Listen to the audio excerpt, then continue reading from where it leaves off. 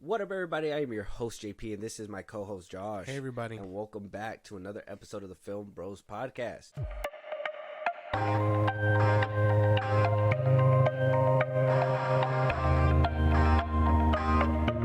Okay, guys, so I know you guys see the title. We are doing something different. We are not only going to be focusing on our collabs this year. We're not only going to focus on the big movies that are coming out this year. Special shout out to everybody who is going to be having those collaborations with us. We see y'all. Hopefully you see us. Shout out to the supporters out there. Thank you so much for those on Twitter who are interacting with us, those on Instagram interacting with us, everybody who, help support our channel. We like to throw ourselves out that way as well.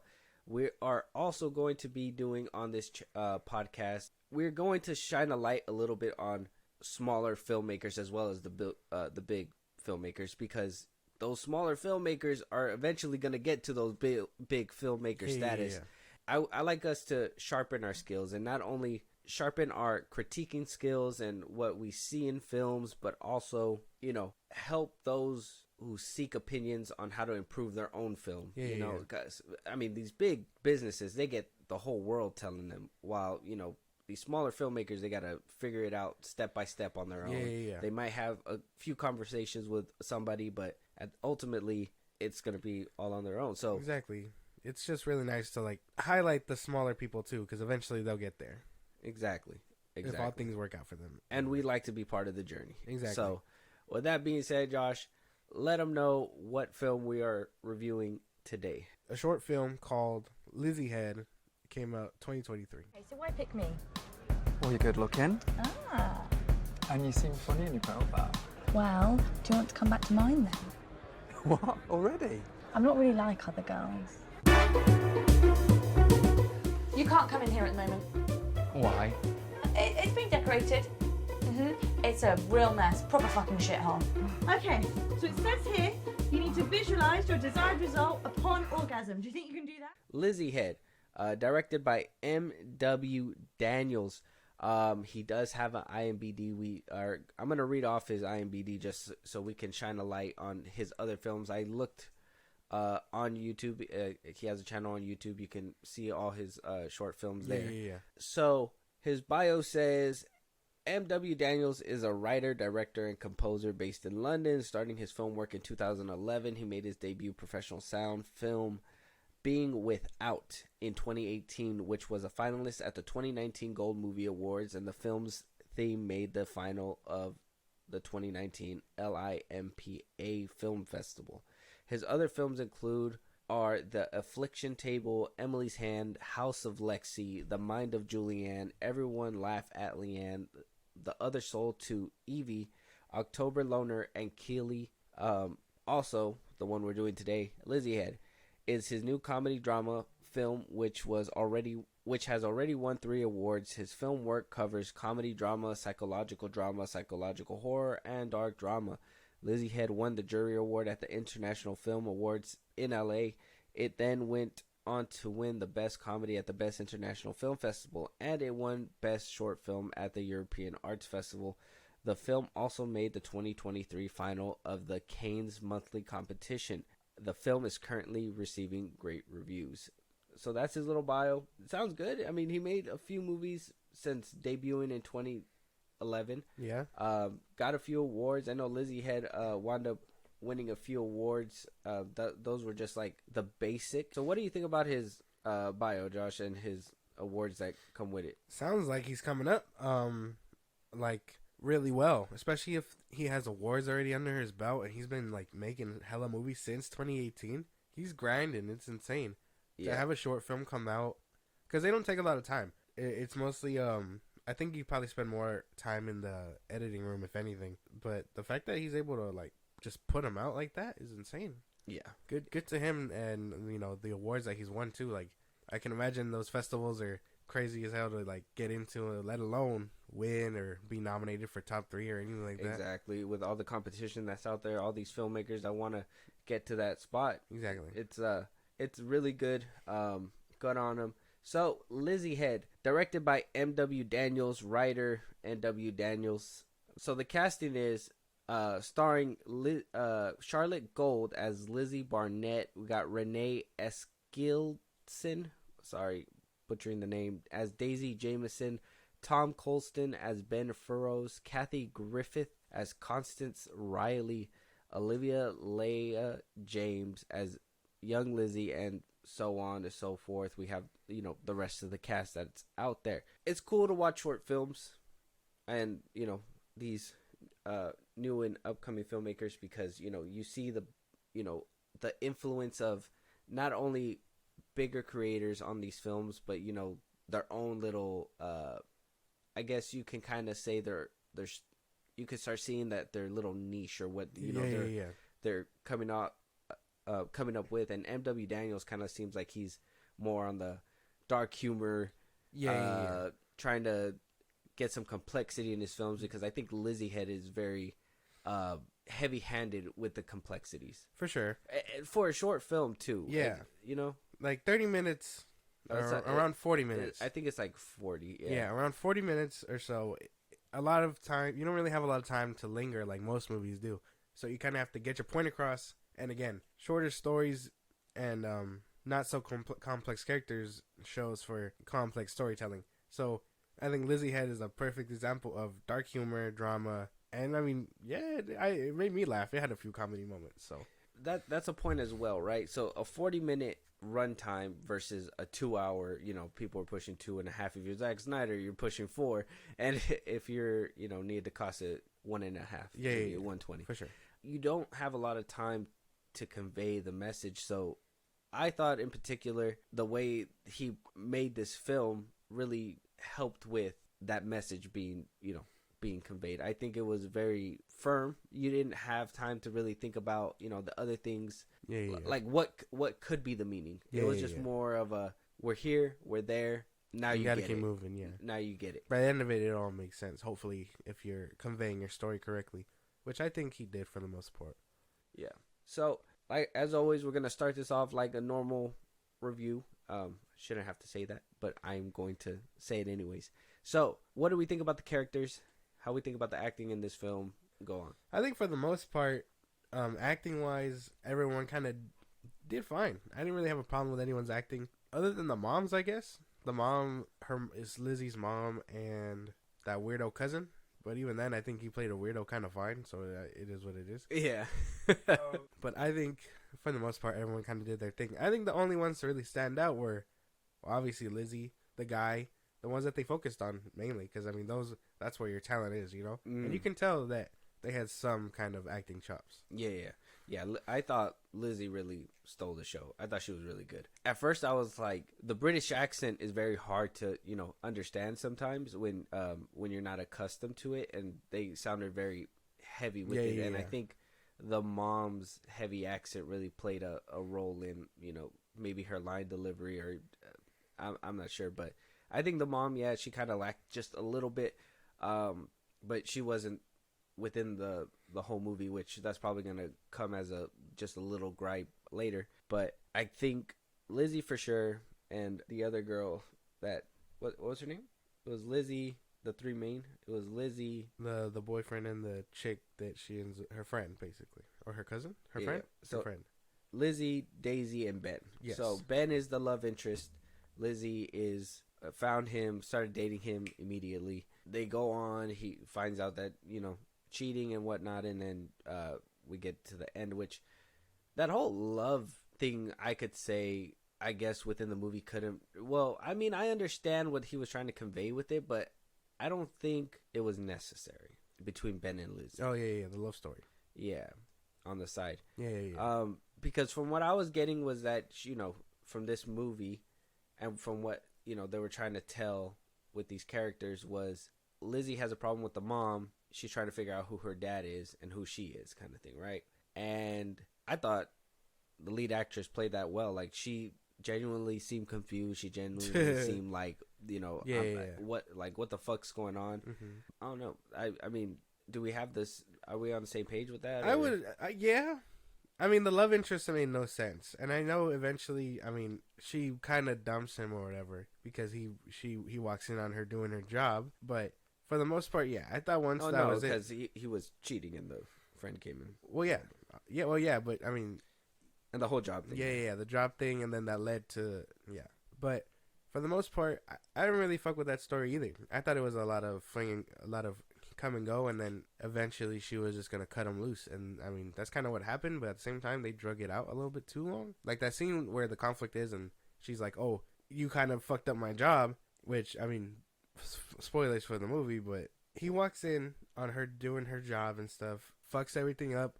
That causes conflict between them, saying like, "Oh, well, fuck you for kind of coming in here and ruining my shit." He storms out. A friend caught him cheating, so she was there to confess all at once. So I mean, I thought that was the end of it. I thought so too. But I guess for the characters, I think they played what they had well. I think the dialogue was there. I think they brought the humor, the actual like awkwardness that comes with some of those situations. You know, I think in the beginning she's like, what she? Oh, they barely sit down for dinner for their first date, and she's like, "I like you. You want to go fuck?" And he was just like, "Wait, what?" It's never been that easy before. Yeah, like that was just super quick. So that I think the characters played as to a T what they had, but we'll go down the gripes just a little bit down the road. Cinematography. I think the director M.W. Daniels. I think he did a really good job with the cinematography. I think the editing was done really well too. I would say I think that there was just one thing with like the music at one point, and that was about it. And then I will say the shaky cam got a little too much. And I don't know if that was just because I mean it mostly happened in certain scenes where like the camera was moving closer or walking away from them. But I would think the shaky cam was just a little too aggressive with some. I think for the most part he had it right, because even one of the scenes where it's supposed to be her walking up the stairs or whatever, kind of like Michael Myers. It reminded me of that, where it was just like, okay, it managed to work. I think he didn't really have much of a problem with scenery or editing or camera work. It was more, I think it was just small things like that kind of boosted it. I do say I think there was a problem with lighting for the most part. Oh yeah. It'd be bright and then it'd be dark and then it'd be bright again, and you're just like, well, that doesn't really work. Yeah, I think that only happened in the scenes where they were like kind of outside, and I don't know if obviously it was kind of hard to control the weather. He can't control the weather, Jackie. Damn. Yeah. So I get that too. So I can see that, and I could like I said, the shaking cam was just a little too much. I think the scene where they're when she's walking in that driveway when she leaves the party, like when she's walking away, like he's just. Like the camera's just like moving side to side, and I'm just. I don't know if that's just because of like terrain, basically. Yeah, that's what I was thinking too. I was like, did he not have like a tripod to hold it still or Some something? Some people have the little vest thing, Yeah, flesh out a bit for your camera work. Exactly. Yeah, but everything else was done perfect. I think there's just a little too much aggressive shaky cam, and the lighting too, and that's about it. I think the editing was done really well though. Yeah, there was one scene. Very well. There was one scene that I thought it was perfect, and I think it was like it cut off and then all you hear is Lizzie's voice and then it shows her with the phone. I was like, he should have done more like that one, because there were some of them where they, he edited, he cut, but like it would just start a new scene just like regular. I think the way he kind of set the tone with this movie in the beginning and the way he was trying to convey comedy, I think it would have played off a lot better if every single scene cut where you would just fade to black, you'd hear them talk, and then they kind of pop up. Yeah, make it a niche thing, because some people can do transitions, some people can't. You know what I mean? Yeah. Not to compare him to anyone big, but Sam Raimi, he uses that cheesy like transition, and cuts to the next scene. Yeah. Have a gimmick is basically what I'm trying to say. Yeah.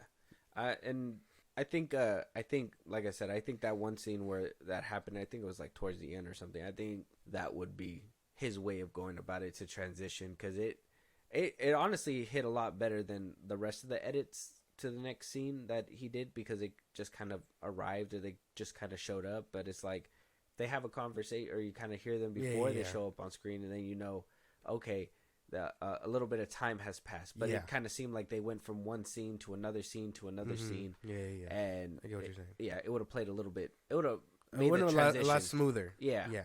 Yeah. Instead of just like, oh, we're done with this, we got to move forward. Yeah, exactly. So there was those things with the editing, but other than that, I think it was pretty cool. The plot of it all was that she just wanted to get, she wanted to meet her father, and she wanted to figure out who she was and why she acts certain ways and whatever. Stems from daddy issues. Exactly. And I was getting that. I understood the premise. My thing is that I understand what he was trying to convey when she was going through all these issues, relationship issues, because her father left her, and her mom was her role model. Then she has the friend issue that she doesn't keep anybody close. She swears all the time and all this stuff. All that was perfect. I think the one thing we could have cut from this film altogether, I don't know if it was for runtime purpose, I don't know what it was, but I think the plot didn't need those heavy-handed sex scenes. That's just me. Yeah, no. I don't know. Sex in movies has always been like a hit or miss, I feel. You know what I mean? Like, obviously, if you're adapting something like 50 Shades of Grey, then maybe, yeah. But for other movies, especially as a come-up, maybe it's because, it's shock value. It shows like, he's not afraid to get taboo or whatever. Fine, but I feel like there is other ways to, like, handle that kind of thing, Yeah. I think because it was a comedy, it was kind of like left field to see them doing that, because you would they make shit jokes. Like there was a shit joke towards the end of like somebody needed took to that straight from James Gunn. Yeah. Damn, I thought it was more of an Amber Heard reference, a badoomts. Damn. So I just think that they just got a little heavy-handed. I thought that they could have easily conveyed that in a better way, where you didn't have to take up a whole 2 scenes back to back, and you could have conveyed a little bit more storytelling.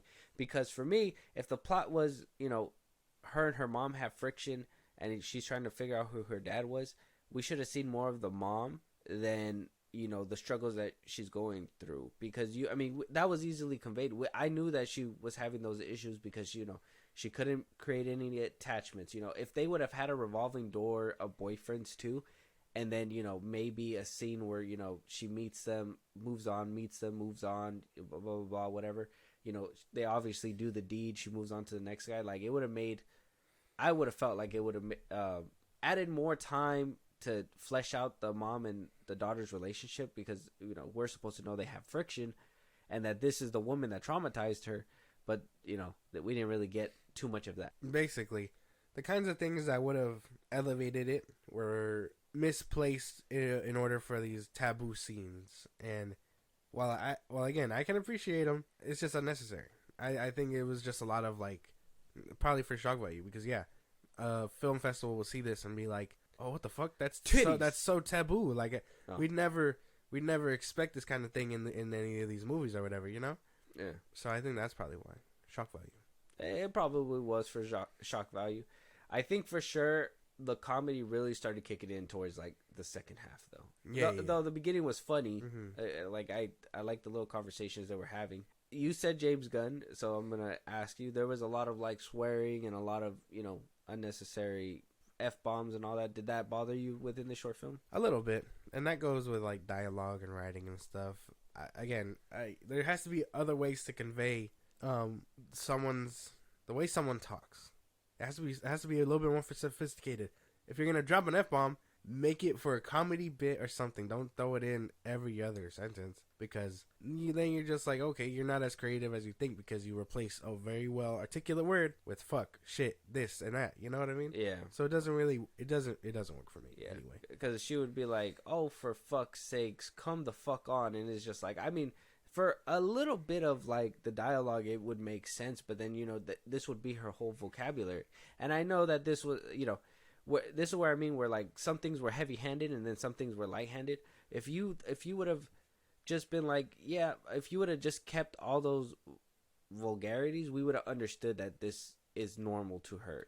Yeah. And then, it did away with the sex scenes. We would have still known that it was normal to her for her to just have these relationships that just come and go, and then that if she talks like this, like, we get that she talks like this, that's fine, her character does, why does everybody else do? It shouldn't be shouldn't be like that. So, but I thought at least Lizzie, with her, it suited her for her writing. It I guess she is damaged, so that's in a way her vocabulary would be more aggressive. But I don't know. I feel like there was probably a better way to kind of convey that one too. Yeah, exactly. That's how I feel with swearing in general, I guess, in movies and shows and stuff. Yeah. Save it for when someone's like emotionally damaged or hurt or whatever. Well, I mean, she is. Well, no, but I mean like for those vulnerable scenes, not in everyday life where she's having coffee with someone and then she's just like, oh well, fuck or whatever, you know? Oh yeah, and then like something about. I think at one point she said something about like titties or whatever at the dinner table, and I was just like, there's no point in that. Yeah. One of those things too, and I think I told you yesterday, that was kind of like my gripe was the Twilight effect. The giving us a scene that we don't know goes into this dream sequence of her daydreaming, and then we just kind of snap back to the other scene of where she was at, and then it goes a totally different direction. Mm-hmm. I understood the assignment. I'm not saying that it was bad to put those scenes in there. I just wish it was more noticeable when we were in a dream sequence. Then like it kind of got outlandish, so like you should know. But for me, it was just more like there's no indication. Yeah, it was. I mean, I'm sure that was for comedy value, and like they were like what the fuck moments. But again, shock value. It wasn't really anything there, and eventually it would cut back, and you're just like, oh, it was all a dream again. So it's like, well, I guess it doesn't really matter. Yeah, that was one thing too. I mean, the dreams did kind of convey, where her mind was at. So that's why I thought as well, if they were going to have these dream sequences, they didn't really need to have the sex scenes, because this is what she's thinking about doing with this man. Yeah. So we already get that, and as comedy, we understand that. So why would you still put those heavy-handed sex scenes in there? Besides what you said, to be a little bit taboo and all that stuff. Yeah. So that was just kind of my thing. So if you were gonna have those little comedy bits to be like, oh yeah, she likes to get freaky, and this is how like she copes with herself, because she saw her mom at the young age or whatever do those things. If that was the case, we should have had more scenes with the mom.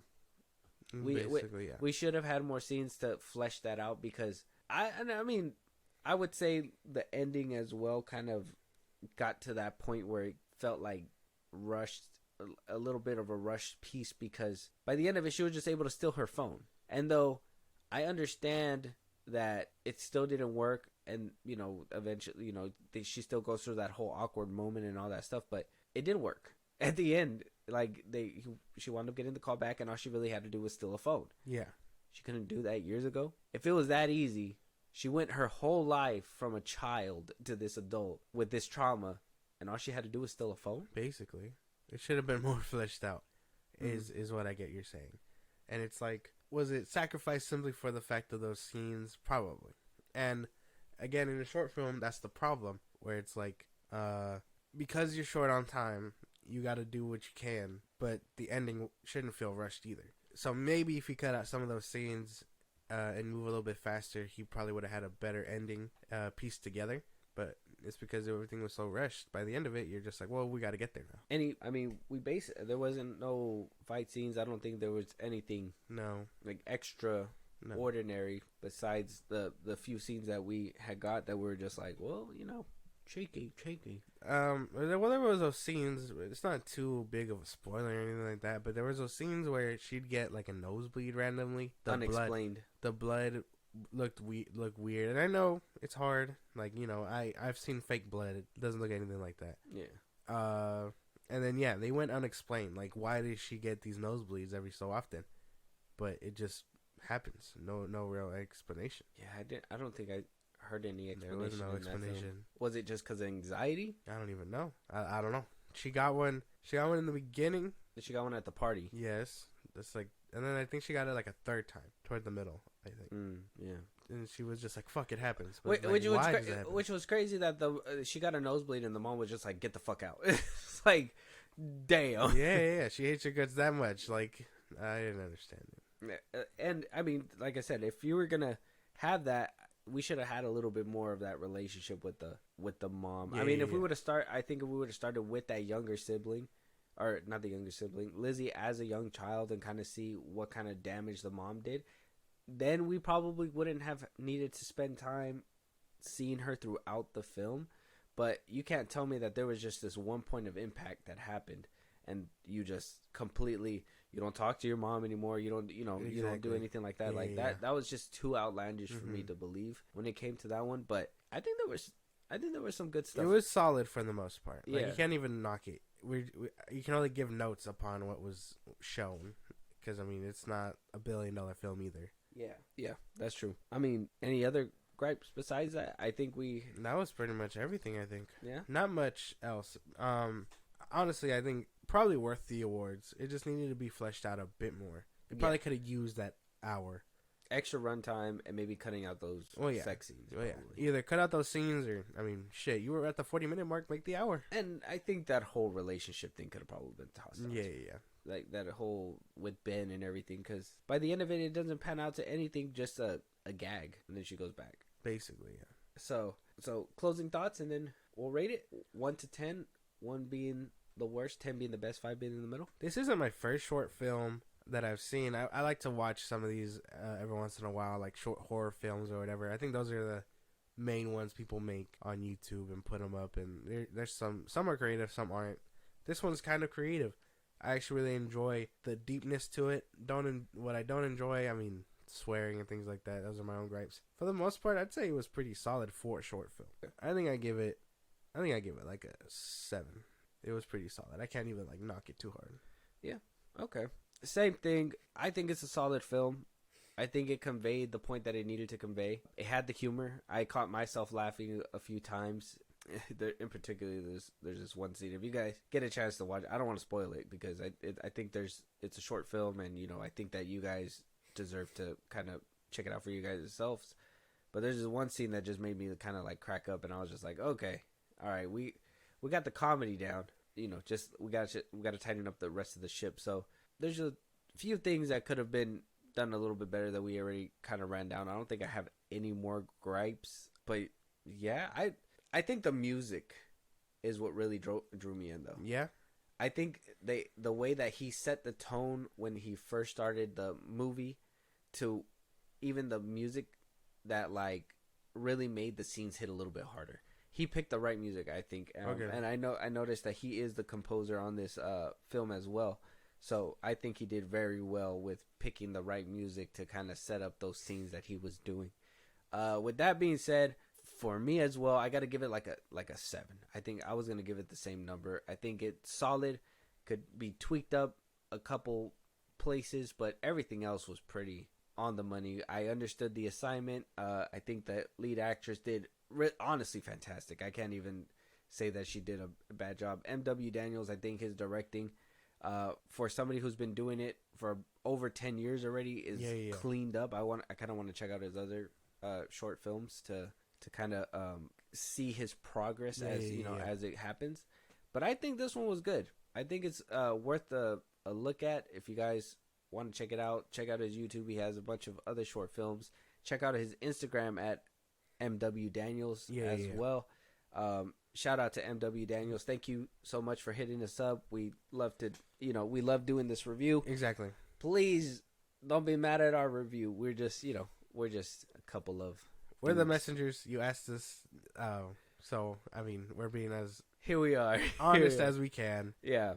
So with that being said, if you guys are smaller filmmakers out there and you guys want your films reviewed, taken a look at and talked about here on this podcast, make sure you submit at the socials that Josh is going to give you guys right now. If there's a movie that you guys want us to review that's not a short film, if there's any topics that you want us to talk about on this podcast, if you guys want to support us in a big way or catch a live one of these days, Josh, let them know.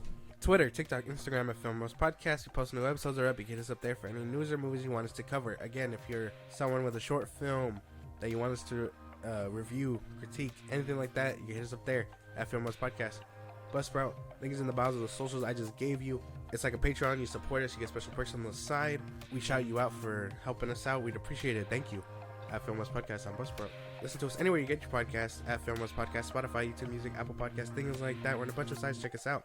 Subscribe to our YouTube at FIlmBros Podcast, and then be a part of the conversation, Twitch, throughout the week and Saturdays. We are still trying to get that back up, but I promise, keep your notifications on. You can be part of the conversation whenever we go live at FIlmBros Podcast on Twitch. Yeah, and with that being said, one more time, shout out to MW Daniels. Thanks for hitting us up, and we'll talk to you guys on the next time. Talk to you guys later.